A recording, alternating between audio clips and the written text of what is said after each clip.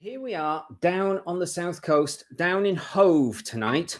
As you see, we've actually got a little bit of a Christmassy theme, as well as, thankfully for By the Fire, an actual fire.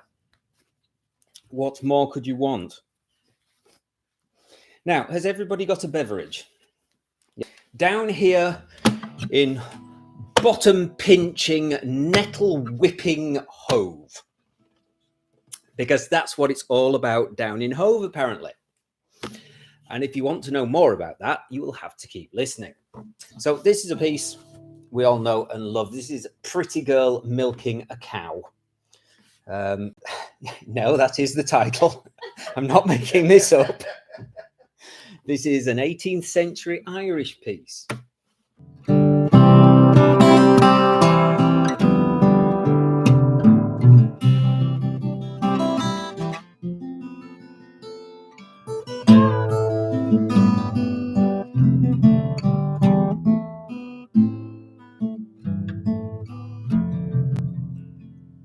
Apparently lucid mode is now off.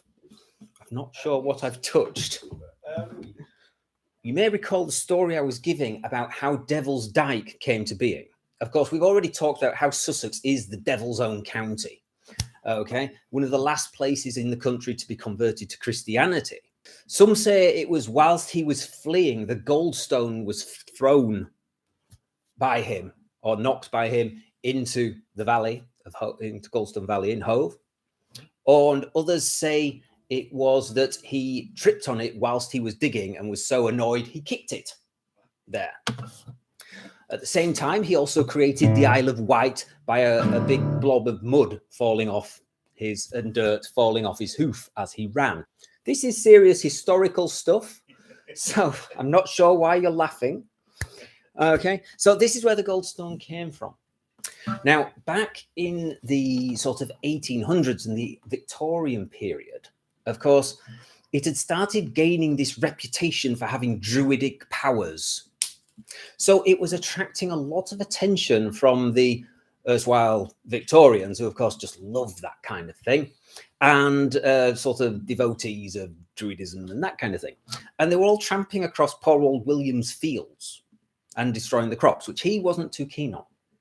So he actually, and this is all completely true, he got a couple of farmhands. This was in 1834. He got a couple of farmhands, dug a 6-foot pit, tied up the Goldstone and dragged it into the pit and covered it over.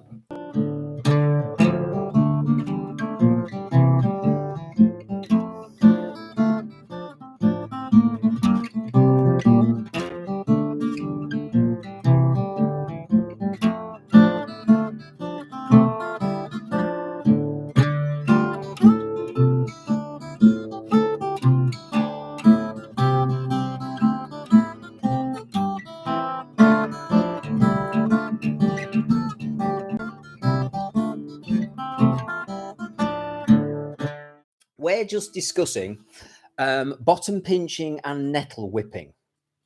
And the reason for this is that these are quite normal traditions here in Hove, where I'm currently broadcasting from. What it is that the 1st of May in this specific area, Hove, used to be known as Pinch Bum Day or Pinching Day. This is no word of a lie. This was right up to the 1930s and 40s. It was known as Pinch Bum Day. Okay. And on this day, it was perfectly legitimate for children to go around pinching each other's bottoms without reprisal.